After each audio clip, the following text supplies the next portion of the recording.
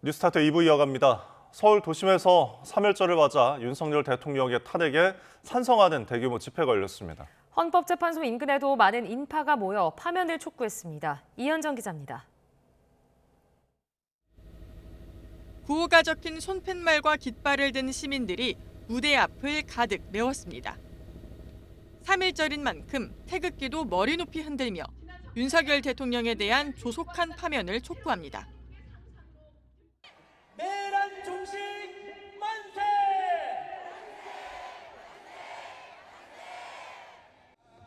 서울 안국역과 경복궁역 등 헌법재판소 인근에서 대규모 탄핵 찬성 집회가 열렸습니다. 내란을 끝내고 민주의 봄, 역사 정의의 봄, 평화 주권의 봄을 앞당기자. 참가자들은 헌재가 신속히 탄핵안을 인용해야 한다고 주장했습니다. 헌정 질서를 지키기 위해 윤 대통령 파면이 불가피하다는 겁니다. 정말 이제 8대 0으로 깨끗하게 마무리해 주셨으면 좋겠어요. 그래야 다시는 이런 일이 안 일어날 거라고 저는 생각하거든요. 현장에서는 다양한 공연과 시민 연대 발언이 이어졌습니다. 이어 손엔 손을 잡고 광화문까지 행진한 뒤 집회는 마무리됐습니다. 근처에서 대규모 탄핵 반대 집회가 열리며 긴장감이 돌기도 했지만 별다른 충돌은 없었습니다. YTN 이현정입니다. 서울 광화문과 여의도 일대에서도 대규모 탄핵 반대 집회가 열렸습니다. 이들은 윤 대통령 탄핵 심판은 무효라고 주장하며 대통령의 즉각 석방과 복귀를 촉구했습니다. 임혜진 기자가 보도합니다. 서울 여의대로가 태극기와 성조기를 든 사람들로 가득 찼습니다. 빗방울이 떨어지는 굳은 날씨에도 윤 대통령 이름을 연호하며 자리를 지킵니다.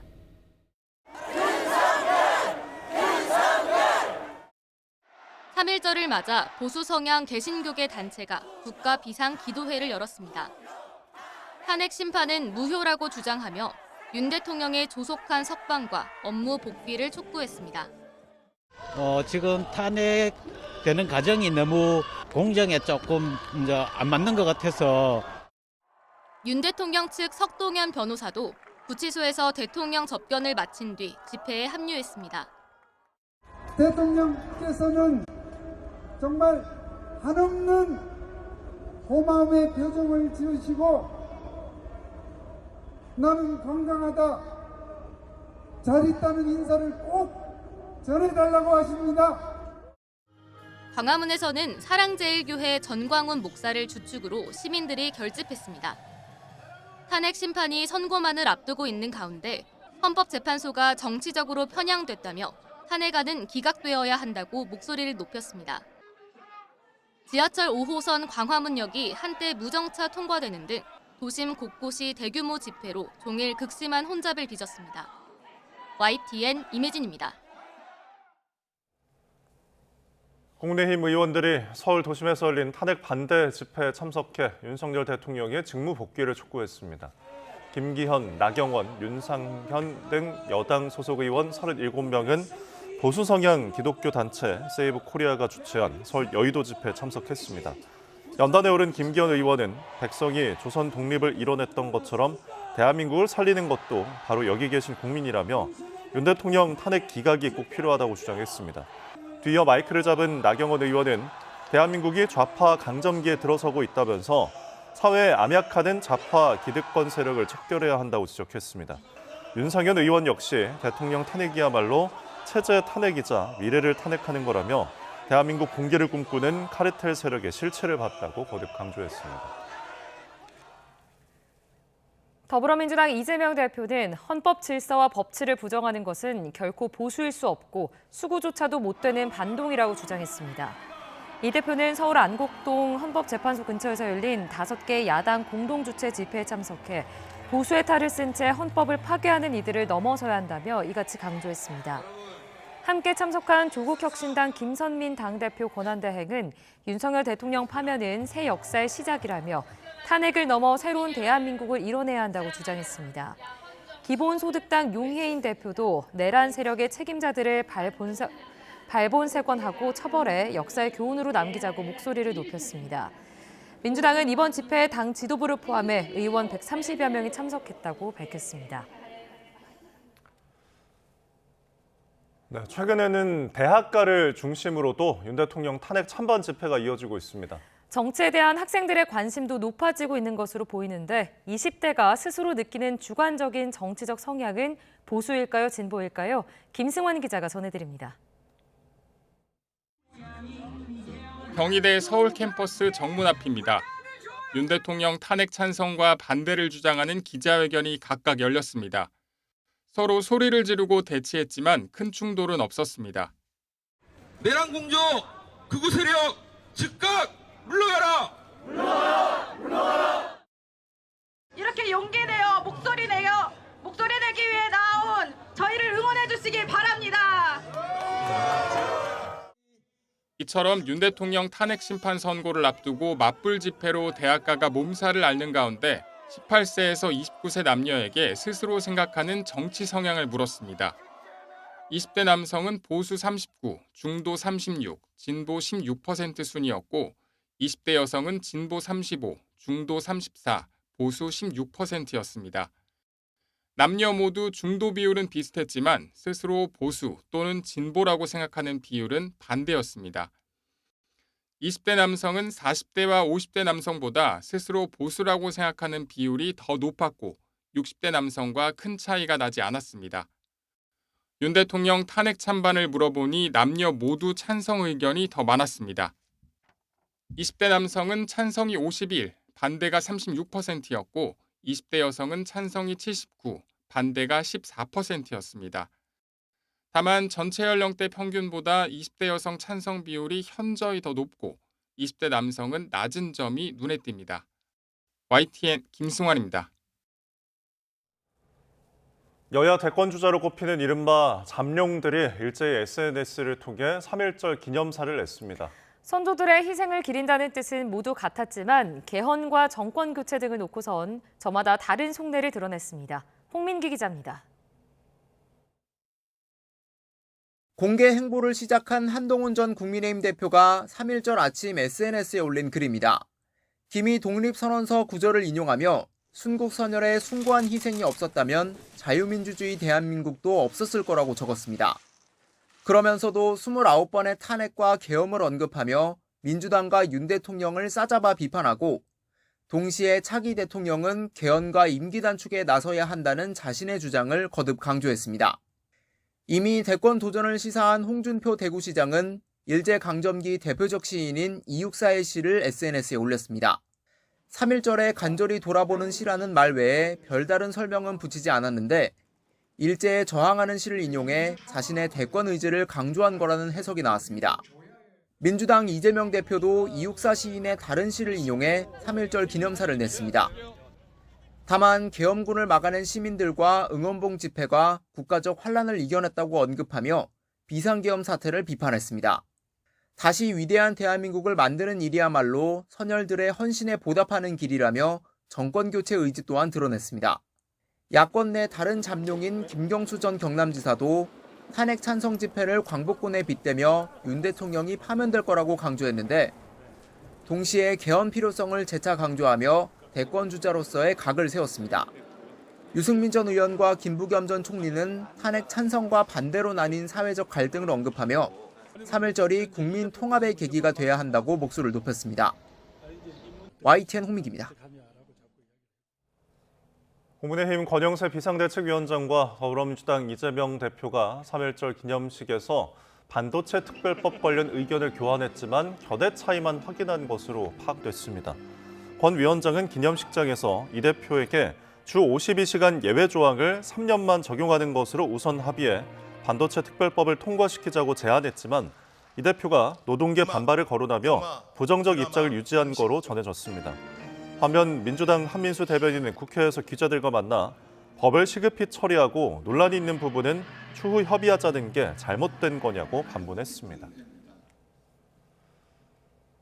재판에서는 법관이 바뀌면 증인신문 녹취를 처음부터 다시 듣느라 재판이 지연되는 일을 막을 수 있도록 형사소송 규칙이 개정됐습니다. 윤석열 대통령 탄핵 심판 선고 일정에도 영향을 줄 수 있다는 분석이 나옵니다. 김다연 기자가 보도합니다. 형사재판에서는 담당 법관이 바뀌면 증인신문 녹취 등을 처음부터 다시 들어야 합니다. 판사가 바뀌어도 재판을 신중히 하자는 취지이지만 재판 지연의 원인 중 하나로 지목됐습니다. 이런 문제를 해소하기 위해 갱신 절차를 더욱 간단히 하는 방향으로 형사소송 규칙이 개정됐습니다. 검찰과 피고인 측 동의 없이도 판사가 필요하다고 판단하면 녹취서를 낭독하거나 내용을 고지하는 방식으로 갱신할 수 있게 된 겁니다. 이 규칙이 주목받는 이유는 형사소송 법규를 우선 준용하는 탄핵 심판에도 영향을 줄 수 있기 때문입니다. 윤석열 대통령 탄핵 심판이 선고만을 앞둔 상황에서 마은혁 헌법재판관 후보자가 새로 합류해 선고에 관여하려면 변론을 갱신해야 합니다. 가정이기는 하지만 마은혁 후보가 임명돼 윤 대통령 탄핵 심판까지 참여한다면 이번 달 중순으로 예상되는 선고 일정이 수주 밀릴 수 있다는 관측도 나왔습니다. 하지만 헌재가 갱신 절차를 간소화한다면 선고 일정은 예상보다 빨라질 수 있습니다. 다만 당사자가 녹취서와 실제 내용이 다르다고 이의를 제기하면 녹음 일부를 청취할 수 있어서 윤 대통령 측 반응도 주목해야 할 부분입니다. 헌재는 형사소송규칙 적용 여부는 재판부 결정 사항이라면서도 가능성은 열려 있다고 설명했습니다. 윤 대통령 탄핵 심판 선고를 앞두고 마은혁 후보자가 임명될지 또 탄핵 심판에 참여하게 될지를 두고 여러 예상이 나오는 가운데 변수가 또 하나 늘어난 셈입니다. YTN 김다현입니다. 김세환 전 중앙선거관리위원회 사무총장이 지난 대선과 지방선거를 앞두고 이 선관위 명의의 휴대전화를 따로 개통해서 정치인들과 연락한 것으로 드러났습니다. 정치인들과 무슨 얘기를 했는지는 구체적으로 밝히지 않았는데요. 감사원은 김 전 총장이 감사가 시작되자 해당 휴대전화를 초기화해 반납했다고 밝혔습니다. 나혜인 기자입니다. 감사원은 선관위 인력관리실태 감사 보고서에서 지난 2022년 1월 당시 김세환 중앙선관위 사무총장이 선관위 명의로 휴대전화 하나를 개통했다고 밝혔습니다. 김 전 총장은 감사 과정에서 휴대전화를 공식적인 절차에 따라 받은 건 아닌 것 같다며 정치인들과 통화나 문자를 할 필요가 있었다고 진술한 것으로 조사됐습니다. 같은 해 치러진 대선과 지방선거를 앞두고 선관위 사무총장이 별도 휴대전화를 개통해 정치인들과 연락하는 용도로 사용했다는 겁니다. 하지만 김 전 총장은 정치인들과 연락하며 무슨 이야기를 나눴는지는 감사원에 구체적으로 답하지 않은 것으로 전해졌습니다. 다만 퇴직하면서 기관 명의로 개통했었던 휴대전화를 반납하지 않고 가져갔다가 감사가 시작되자 초기화해 반납했다고 감사원은 밝혔습니다. 김 전 총장은 휴대전화를 일부러 가져간 게 아니라고 주장했지만 감사원은 김 전 총장의 이런 주장을 신뢰하기 어렵다고 보고 있습니다. 김 전 총장은 지난 대선 당시 코로나19 격리 유권자들이 기표한 투표지를 부실하게 관리했다는 이른바 소쿠리 투표 논란으로 자진 사퇴했습니다. 지난해 12월엔 아들이 인천시 강화군 선관위에 8급 공무원으로 채용되도록 부정하게 영향력을 행사한 혐의로 재판에 넘겨졌습니다. YTN 나인입니다.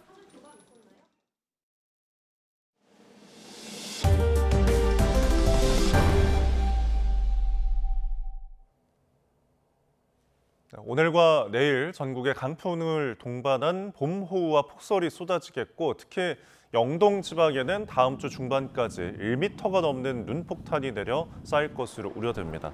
기상청은 한반도 북쪽의 찬 공기와 남쪽의 따뜻한 공기가 충돌하면서 연휴 기간 전국에 강풍을 동반한 많은 비가 내리고 영동 등 동해안 그리고 일부 내륙에는 다음 주까지 많은 눈이 지속하겠다고 밝혔습니다. 내일까지 영동과 제주 산간에는 100mm 이상, 수도권 등 내륙에도 많게는 60에서 80mm에 이르는 봄호우가 쏟아지겠습니다. 특히 오늘 오후 늦게 밤 사이 비가 눈으로 바뀌며 영동 지방에는 최고 70cm, 경북 북동 지방에는 최고 40cm의 폭설이 내릴 전망입니다. 제주공항 이용객들이 오가는 지하도로에서 전선이 늘어지는 사고가 발생했습니다. 한때 차량 통행이 막히면서 이용객들이 공항을 향해 뛰어가는 일이 빚어졌는데 휴일 사건 사고 소식 차상은 기자가 종합했습니다. 지하도로 한가운데에서 한 남성이 전선을 들어 올리고 차들이 바로 옆을 조심스레 지나갑니다. 제주공항 지하차도에서 조명시설의 전선이 도로 쪽으로 늘어지는 사고가 난 건 오후 2시쯤. 이 사고로 40분가량 차량 통행이 막히면서 시간에 쫓긴 항공기 이용객들이 공항까지 뛰어가는 상황이 벌어지기도 했습니다. 비닐하우스 단지 한가운데에서 희뿌연 연기가 뿜어져 나옵니다. 아침 7시 20분쯤 경기 고양시에 있는 비닐하우스에서 불이 났습니다. 주거용과 화훼용으로 쓰는 비닐하우스 3동이 불에 탔지만 다행히 다친 사람은 없었습니다. 소방당국은 보일러실에서 불이 시작된 것으로 보고 정확한 원인을 조사하고 있습니다. 오전 10시쯤에는 경기 고양시 성석동에 있는 산에서 불이 났습니다. 헬기와 차량 12대, 진화대원 60여 명이 출동해 1시간 만에 진화를 마쳤고 피해 면적을 조사하고 있습니다. 시뻘건 불길이 타오르는 건물을 향해 소방대원이 물줄기를 뿌립니다. 부산 대저동에 있는 바닥재 도소매 업체에서 불이 나 13시간여 만인 오후 2시쯤 완전히 꺼졌습니다. 소방당국은 한때 대응 1단계를 발령해 진화 작업을 벌였고 잔불을 정리하던 소방관 1명이 다친 것 외에는 인명피해가 없었습니다. 경찰과 소방당국은 합동 감식을 진행해 정확한 화재 원인을 조사할 계획입니다. YTN 최상입니다. 항공기 화재 사고를 예방하기 위해 정부가 보조 배터리 관리 방안을 강화했습니다. 앞으로 국내 항공사를 이용하는 경우 보조 배터리를 위탁 수화물에 넣을 수 없고 반드시 승객이 소지해야 하는데요. 또 소지한 배터리는 투명 비닐이나 절연 테이프로 화재를 예방해야 합니다. 최민기 기자가 보도합니다. 공항 출국장 여행객에게 전달되는 투명 비닐백. 몇 개 필요하세요? 2개요. 2개요? 비닐백의 용도는 보조 배터리 보관입니다. 지난 1월 발생한 에어부산 여객기 화재 사고의 발화 원인으로 보조 배터리가 의심되면서 정부가 안전 관리를 강화했습니다. 앞으로 항공기 탑승객은 보조 배터리를 위탁 수화물로 맡길 수 없고 반드시 소지해야 합니다. 이때도 화재 방지를 위해 배터리를 절연 테이프로 감거나 비닐봉지, 보호 파우치 등에 보관해야 합니다. 보조 배터리를 여행 중에는 필수 품목이다 보니까 이제 공항 와서 당황하지 않게. 반입 가능한 배터리 용량과 개수도 제한됩니다. 소비자가 많이 쓰는 보조 배터리는 대부분 100와트시 이하인데 5개까지 가능하고 160와트시를 넘으면 기내에 가지고 탈 수 없습니다. 우리가 일반적으로 사용하는 보조 배터리는 5개까지 휴대를 하실 수 있고 그 이상은 항공사의 승인을 꼭 받으셔야 됩니다. 이번 안전관리 방안은 우리 국적 항공사에 국한됩니다.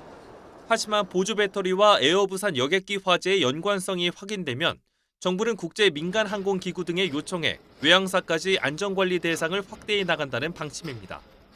YTN 최민기입니다. 네, 지난해 YTN에서 강원도 횡성에 있는 한 신축 아파트가 여러 하자 문제로 주민들이 큰 불편을 겪고 있다는 보도를 해드렸는데요. 반년이 넘게 지난 지금은 어떨지 관심인데 주민들이 또다시 취재를 요청했습니다. 홍성욱 기자가 취재했습니다. 비만 오면 여기저기서 물이 줄줄 새는 아파트가 있습니다. 반년 넘게 지난 현재 하자 보수는 어떻게 됐을까? 입주 세대를 방문했습니다. 타일 벽면이 떠올라 파손 우려가 커 테이프를 붙여놨습니다. 실제로 안방 화장실은 타일이 모두 떨어져 보수받았습니다. 있다가 갑자기 퍽 소리가 엄청 크게 나가지고 이제 소리 나자마자 그냥 타일이 아예 부셔져 버리더라고요. 제가 씻고 있었을 때 진짜 다칠 뻔한 상황이었어서. 옵션비 150만 원을 들여 설치한 중문은 제대로 닫히지도 않습니다. 게스트하우스로 쓰기로 한 곳은 반년 넘게 천정을 뜯어놨습니다. 누수 지점을 찾지 못해 이러지도 저러지도 못합니다. 옥상으로 올라가 봤습니다. 내린 눈이 녹아 물이 고여 있습니다. 배수구로 물이 빠지지 않는데 방수 작업을 제대로 하지 않아 군데군데 바닥에 떠 있습니다. 내부 벽면도 균열이 발생한 상태.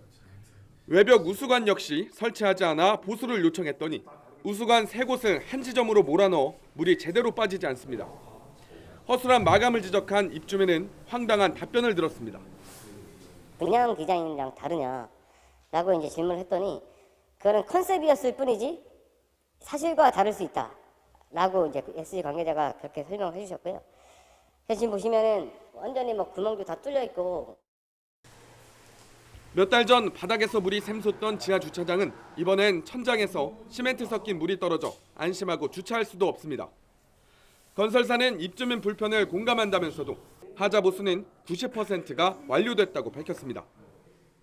하자는 접수되는 대로 저들이 바로바로 지금 처리를 하고 있는데 업체들이 와서 해야 될 부분들이 있지 않습니까? 그 전체적으로 저들이 하자 처리는 90% 이상은 지금 처리를 하고 있거든요. 주민들은 하자 보수뿐만 아니라 반년 넘게 이어진 입주 지연으로 인한 피해도 보상받지 못했다며 법적 대응을 검토하고 있습니다. YTN 홍석입니다. 최근 흉기 난동범이 경찰의 총격에 숨진 사건에서 경찰의 정당방위를 인정받을 수 있을지가 관심입니다. 경찰은 총기 사용을 위한 절차를 따른 것으로 확인되고 있지만 총격을 한 부위와 발사 총알 수가 쟁점이 될 수 있다는 분석입니다. 김주영 기자가 보도합니다. 지난달 26일 흉기 난동범과 마주한 광주광역시의 경찰 A 경감은 급박한 상황에도 총기 사용 절차를 차례로 밟았습니다. 흉기를 버리라고 여러 차례 고지하고 먼저 테이저건을 발사했습니다. 말을 따르지 않은 난동범이 흉기로 계속 공격을 하자 공포탄을 쐈고 이후 실탄까지 써야만 했습니다. 이 과정에서 A 경감은 흉기에 맞아 얼굴에 큰 부상을 입었습니다. 경찰 물리력 행사에 대한 규칙을 보면 경찰관의 신체에 중대한 위해를 가할 수 있는 공격을 받을 경우 권총을 쓸 수 있도록 규정돼 있습니다. A 경감의 총기 사용을 정당방위로 볼 수 있는 이유입니다. 물론 쟁점도 남아 있습니다. 가급적 대퇴VR을 조준하라는 규칙과 달리 상반신에 총격이 이뤄진 점이나 총을 3발 발사한 점은 문제가 될 수도 있습니다. 다만 대법원은 최근 경찰이 공격하는 용의자에게 총기를 써 숨지게 한 사건에서 경찰의 손을 들어주고 무죄 취지의 선고를 내렸습니다. 근접한 거리에서 실탄을 발사했다고 해도 과잉 대응이라거나 업무상 과실치사의 죄를 물을 만한 행위라고 단정할 수 없다는 설명입니다. 이번 사건과 유사한 상황인 만큼 판단의 기준점으로 삼을 수 있는 부분입니다. 광주경찰청도 현재까지 대응에 문제가 없는 것으로 보지만 매뉴얼 준수 여부 등을 종합적으로 살펴보고 결론을 내린다는 방침입니다. YTN 김주영입니다.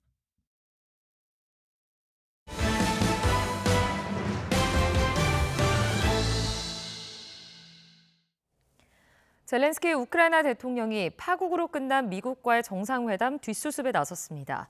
트럼프 대통령과 미국민에게 감사하다며 사태 진화에 나섰지만 미국은 사과를 압박하며 군사 지원 중단까지 시사했습니다. 윤현숙 기자입니다. 파국으로 끝난 정상회담 이후 언론 인터뷰에서 젤렌스키 우크라이나 대통령은 미국과 관계를 회복하고 싶다며 사태 진화에 나섰습니다. I'm very thankful to Americans for all your support. You did a lot. I'm thankful to President Trump and to Congress bipartisan support. And I hope that the president on our side together with us. 그러나 우리가 나쁜 짓을 했는지는 잘 모르겠다며 트럼프 대통령과 충돌에 대한 사과는 거부했습니다. 마코 루비오 미 국무장관은 정상회담 파국의 책임을 젤렌스키 대통령에게 돌리며 사과해야 한다며 압박했습니다. Apologize for turning this thing into the fiasco for him that it became. There was no need for him to go in there and become antagonistic. 트럼프 대통령도 미국이 없으면 우크라이나는 전쟁에서 이기기 어려울 것이라며 군사 지원 중단을 시사하는 발언까지 내놓았습니다. This is a man that wants to get us signed up and keep fighting, and we're not doing that. Not for this country.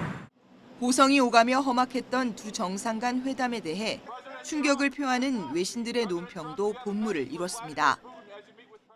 TV로 생중계되는 가운데 외교가 사망했다며 이번 회담을 과거 우크라이나에서 발생한 체르노빌 원전 사고에 빗대는가 하면 경악스럽다. 유럽과 세계 정세가 뒤흔들릴 수 있다고까지 내다봤습니다.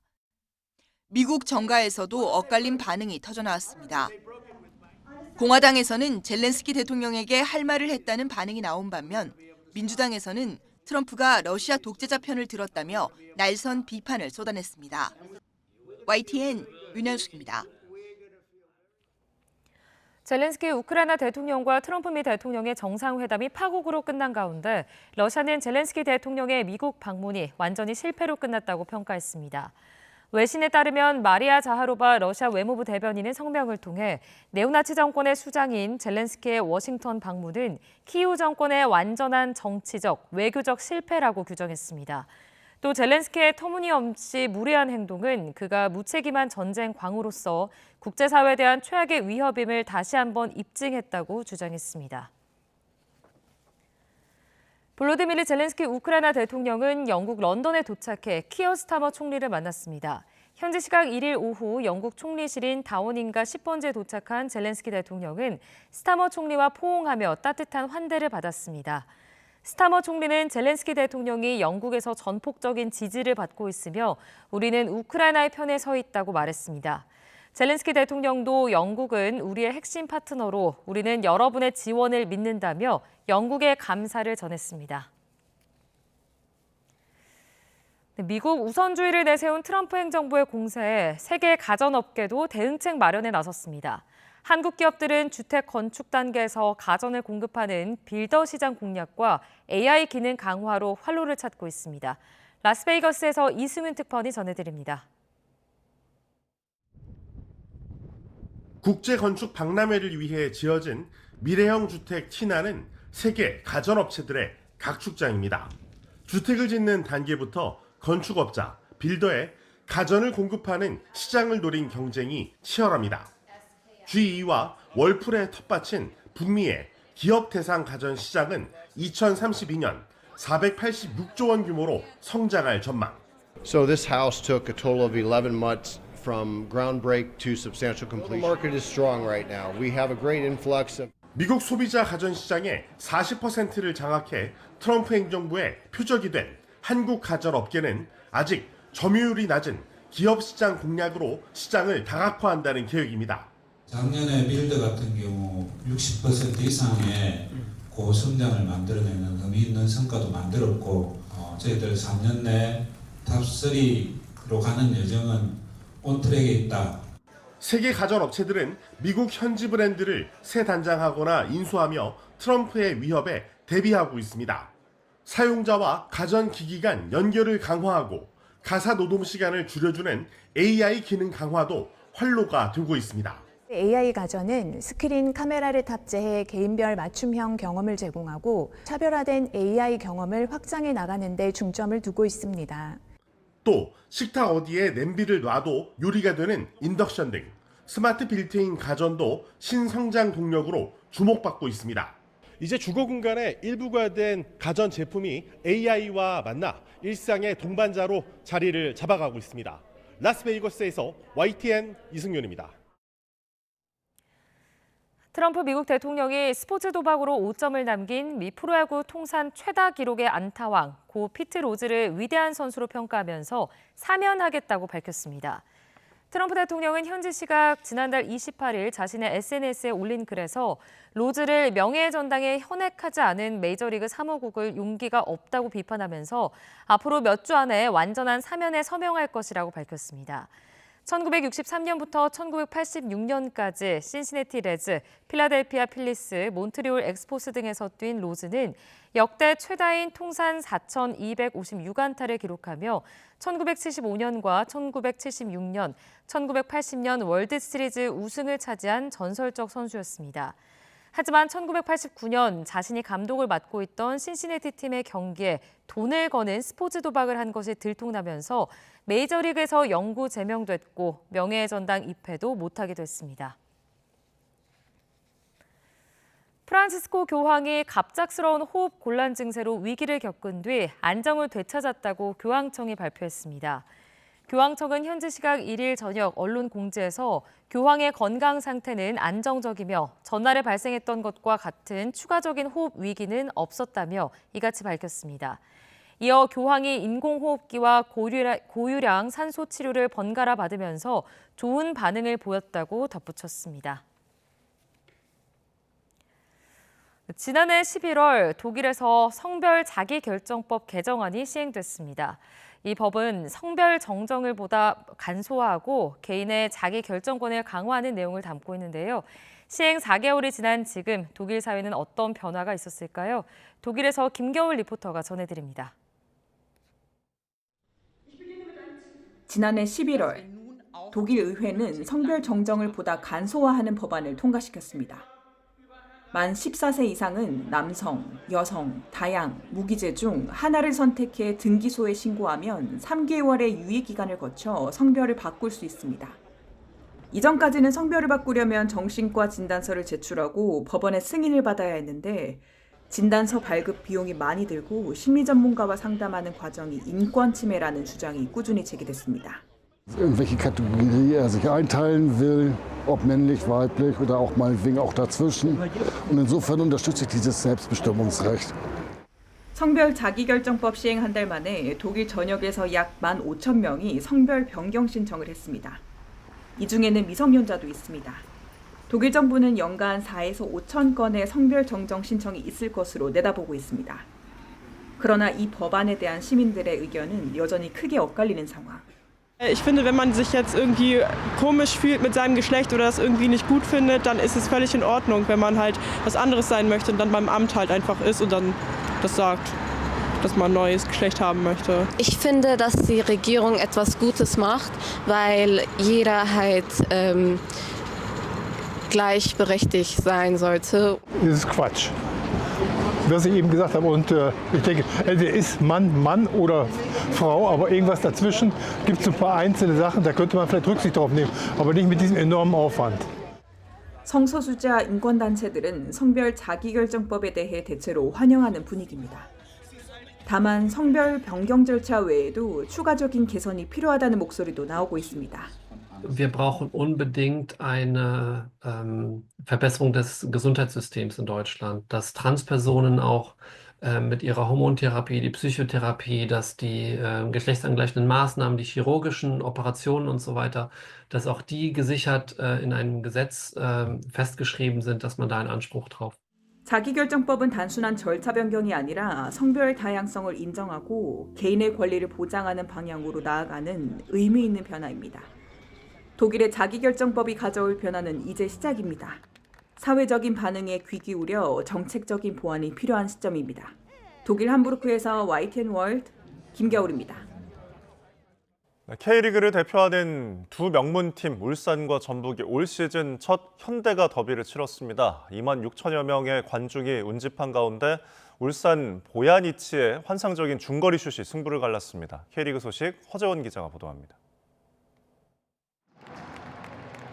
현대가를 대표하는 K리그의 대표적인 라이벌 울산과 전북의 첫 맞대결이 열린 울산 문수경기장.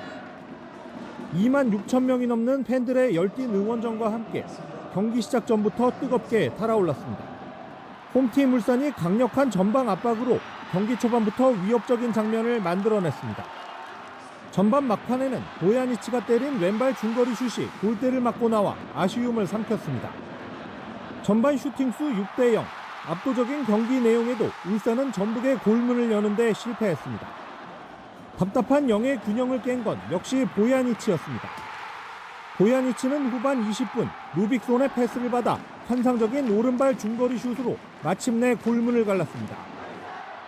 전북이 공격수들을 잇따라 교체 투입하며 반격에 나섰지만 울산 골키퍼 문정인의 선방에 막히면서 경기는 그대로 울산의 1대0 승리로 마무리됐습니다. 울산은 올 시즌 첫 현대가 더비를 짜릿한 승리로 장식하며 2연승을 이어갔습니다.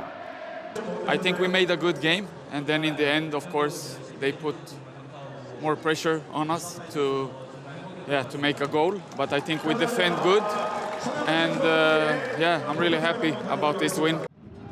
광주는 전반에 선제골을 내주며 끌려갔지만 후반 아사니가 연달아 두 골을 터뜨리며 안양의 2대1 역전승을 거뒀습니다. YTN 허재원입니다. 프로농구 고양 소노가 아시아 쿼터 선수 케빈 캔바우의 눈부신 활약을 앞세워서 연장 접전 끝에 원주 DB를 82대 72로 꺾고 2연승을 달렸습니다. 캔바우는 연장에만 12점을 올리는 등 31점, 11리바운드로 활약하며 승리의 주역이 됐습니다. 안양 정관장은 창원 원정에서 2위 LG를 70대 55로 꺾고 LG의 5연승을 가로막았습니다. 대구 한국가스공사는 외국인 선수 니콜슨이 3점슛 6개를 포함해서 37점을 올린 데 힘입어 서울 삼성을 66대 63으로 따돌렸습니다. 네, 플레이오프 직행을 확정한 여자 프로배구 2위 정관장이 주전 선수를 모두 빼고 치른 경기에서 흥국생명에 3대2 역전승을 거뒀습니다. 정규리그 1위와 2위를 확정한 흥국생명과 정관장이 플레이오프에 대비해 이진급 선수들을 내세운 가운데 정관장의 이선우가 개인 최다인 32점을 올리며 승리를 이끌었습니다. 남자부 경기에서는 송명근이 23점을 올린 4위 우리카드가 최하위 OK저축은행을 3대1로 꺾었습니다.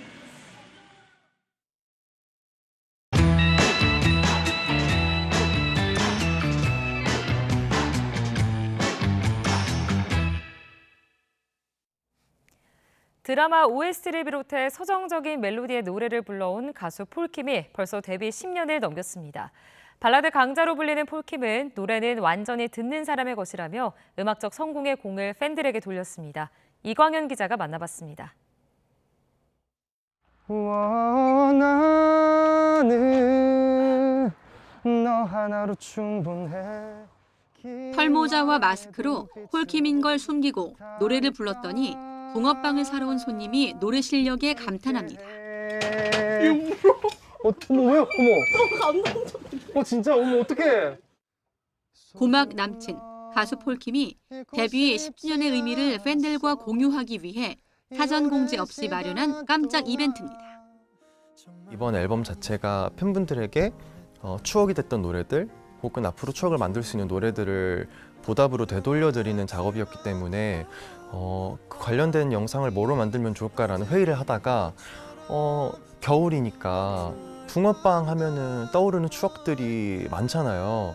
그래서 이 붕어빵을 만들고 이거를 만들어서 드리고 거기서 생기는 소통으로 인해서 어떤 생기는 관계들을 영상으로 담으면은 재밌겠다. 커피 한잔 할래요. 커피 한잔 할래요. 2014년 커피 한잔 할래요로 가수 생활을 시작한 폴킴은 대중에게 자신의 이름을 각인시켰던 오디션 프로그램의 고배를 입시에 비유했습니다. 위대한 탄생에서의 탈락이 저에게 엄청난 좌절감을 줬었거든요. 뭔가 입시를 망친 것 같은 그런 기분이었던 것 같고 지금 생각해보면 근데 또 그때 어떤 실패들이 지금의 결과물을 만들지 않았나. 네가 없이 웃을 수 있을까. 드라마 키스 먼저 할까요 배경음악으로 큰 사랑을 받은 뒤 굵직한 드라마들을 거친 음원 강자 폴킴. 배우 한지민과 듀엣을 한 인연이 드라마 OST 구두 계약으로 이어진 일화를 소개하기도 했습니다. 한지민 선배님이랑 같이 듀엣곡을 제가 발매를 한 적이 있어요. 한정거장 더 와서 내릴래요라는 노래인데 그 노래를 통해서 이제 처음 선배님을 뵙고 이제 사석에서 이야기를 하다가 저 드라마 나오는데 OST 해주세요라고 먼저 말씀을 하시더라고요. 그래서 그때는 농담인 줄 알았어요. 따로 정해둔 롤모델은 없지만 자신을 따라하는 커버 영상은 후배는 물론 해외 팬들 것까지 일부러 찾아볼 정도로 애착하는 콘텐츠입니다. 너무 좋아하는 편이에요. 부담스러운 건 전혀 없고요.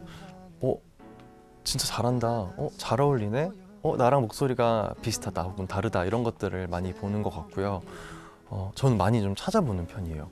최근에는 이 제 노래들을 외국어로 번역해서 외국어로 불러주시는 분들이 또 많이 계시더라고요. 서정적인 선율과 노랫말로 자신만의 음악 세계를 구축해온 싱어송라이터로서 가장 아끼는 곡을 꼽기가 쉽진 않습니다. 너무 많고요. 특별히 아낀다라고 한다면 제 노래 중에 사랑하는 당신께라는 노래가 있습니다. 이 노래는 다른 곡들에 비해서 많이 알려지진 않았는데 틈만 나면 제가 부르려고 하는 노래거든요. 저기 하늘이 내려 저 하늘 모두 내려. 짧지 않은 음악 여정을 소극장 무대에서 차분하게 팬들과 기념하고 싶은 폴킴은 가수로서 급변하는 시장 지형에 대한 고민을 털어놓기도 했습니다. 음악을 더 이상 음악만으로 소비하는 시대는 끝나지 않았나라는 생각을 합니다. 음악을 어떤 공부를 한다든지 혹은 다른 무언가를 하면서 동시에 음악을 소비를 한다든지 왜냐면은 사실 저희 도파민의 노예잖아요. 노래하는 일이라면 어떤 모습의 쓰임도 마다하지 않겠다며 다음 10년은 이렇게 쓰이겠다고 말합니다. 쓰임에 대한 기회들을 많이 찾아보고 싶고 10년 후에는 꼭 지금 제가 하고 있는 어떤 그런 서정적인 음악이 아니더라도 여러 가지 음악들을 제가 할 수 있는 범위 안에서 더 도전해보고 너무 늦게 해버리면 후회가 될 수 있을 것 같아요. 안 해보고 후회하느니 차라리 실패하고 후회하겠다. 인터뷰 내내 발라드라는 키워드를 놓지 않으며 그에 걸맞은 콘텐츠도 만들어 팬들에게 소소한 벗이 되겠다는 폴킴.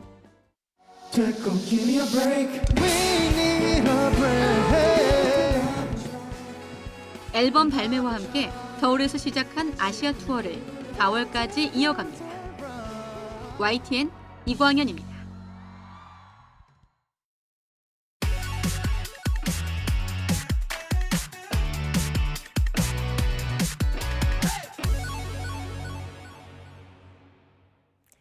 새로운 농업기술이나 건강한 먹거리를 만드는 좋은 사례를 전해드리는 신농업 비즈니스 신농비 시간입니다. 오늘은 수직형 타워를 이용해 수확량을 획기적으로 늘린 타워형 스마트팜 이야기입니다. 오정곤 기자가 취재했습니다. 수평이 아니라 수직으로 만들어진 타워형 스마트팜. 싱그런 향기를 가진 허브 채소가 잘 자라고 있습니다. 바질인데 우리에게는 다소 낯설지만 세계적으로 음식과 향료로 많이 쓰이는 허브 채소입니다. 토마토하고 잘 어울려서 샐러드로 많이 먹고요. 그다음에 페스토로 만들어가지고 페스토는 소스여서 이 타워형 스마트팜은 양액 순환 장치를 통해서 영양분을 공급하는데 바질은 한 번 심으면 대여섯 번 수확할 수 있습니다. 또한 자연광에 가까운 LED 조명을 켜서 생육을 촉진하기도 합니다. 바다에 한 줄씩 깐 거 위에 똑같이 이제 타워 하나당 10개 정도의 바질이 심어져 있거든요. 그래서 9배에서 10배 정도는 수확량이 더 나온다고 보시면 될 것 같아요. 계약 재배이기 때문에 48개 농장에서 수확한 바질은 한 곳을 통해 공동 납품됩니다. 계속 이제 일주일 내내 납품해 주는 거를 많이 요청하시거든요. 그래서 이제 여러 농가에서 일정량을 저희가 모아서 대형 푸드 업체에 납품하는 중간다리 역할을 하고 있습니다. 최근 바질 페스토와 소스를 찾는 여성들이 많이 늘면서 바질의 수요도 그만큼 증가하는 상황. 네, 바질은 씨앗에서 싹을 틔워서 육묘하는 과정이 필요한데요. 농장으로 옮겨 심는 데까지는 3 내지 4주가량의 시간이 필요합니다. 육묘와 스마트팜 설치, 판매까지 사실상 풀 패키지여서 농가 입장에서는 생육과 수확만 책임지면 됩니다. 최근 청년 농업인을 중심으로 도심 속 유휴 공간을 활용한 창업이 활성화되고 있습니다. 좁은 면적에서도 높은 소득을 올릴 수 있기 때문에 앞으로 더욱 확대될 것으로 기대하고 있습니다. 이 업체는 또 높이를 지금보다 2배가량 키운 4m짜리 타워형의 수익성이 더 좋다고 보고 새롭게 보급을 시작했습니다. YTN 오정곤입니다. 얼마 전 파리 기후변화 협약이 목표로 제시한 2도 목표 달성이 불가능하다는 분석이 나왔습니다. 기후변화가 가속화돼 지구 온도가 2도 올라가면 어떤 일이 벌어지게 되는 걸까요? 권영희 기자가 취재했습니다. 목표는 2100년까지 기온 상승폭을 산업화 이전보다 섭씨 2도 이하로 제한하는 것이었습니다. 그러나 기상학자들은 2045년에 이미 약 2도까지 오를 것으로 내다봅니다. 중위도 지역은 산업화 이전보다 4도 더 더워지고 전 세계 인구 37%가 폭염을 겪게 됩니다. 미국 크기만한 지역이 젊고 건강한 사람조차 안전한 체온을 유지하기엔 너무 뜨거워집니다. 노령층의 경우 더 심각합니다. But when we extend that to elderly individuals who have a lower thermoregulatory capacity to control their body temperature, that extended to over a third of the landmass with just 2 degrees Celsius of warming. 폭염은 시베리아 일부를 포함해 북극권 같은 예상 밖 지역에서도 발생하고 있습니다. 가뭄과 동시에 발생하는 빈도도 높습니다. 지구 온도가 2도 상승하면 아시아를 제외한 모든 대륙에서 심각한 가뭄 피해가 발생할 전망입니다. So we know that the anomalies that we saw in January in the Arctic were extreme. They're on the order of 20 degrees above the climatological average. 강수량 증가로 홍수가 빈번해지고 해수면도 상승합니다. 지구 온도가 2도 오르면 해수면은 최고 0.9m 상승해 세계 인구 4억 명 이상이 피해를 보게 됩니다. 기후변화에 관한 정부 간 협의체가 과학자를 대상으로 한 설문조사를 보면 더욱 절망적입니다. 4분의 3은 2100년까지 지구가 최소 2.5도 이상 뜨거워질 것으로 내다봤습니다. 절반은 3도 이상의 온도 상승을 예상했습니다. YTN 권영입니다.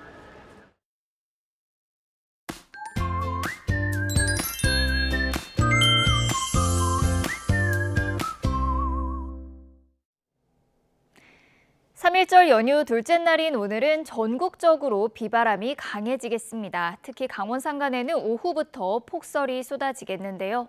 일단 오늘은 주로 비가 내리겠지만 찬 공기가 밀려오는 오후부터는 비가 눈으로 바뀌어 내리는 곳이 있겠습니다. 내일까지 강원 영동 많은 곳에 70cm 이상, 경북 북동 산간에도 최고 40cm의 눈폭탄이 예상되고요. 충북 북부에 25cm 이상, 서울에도 3에서 10cm의 많은 눈이 내리겠습니다. 또 해안과 해상으로는 강한 바람과 함께 너울성 파도가 높게 일겠는데요. 항공기와 여객선 운항 여부를 미리 확인하셔야겠습니다.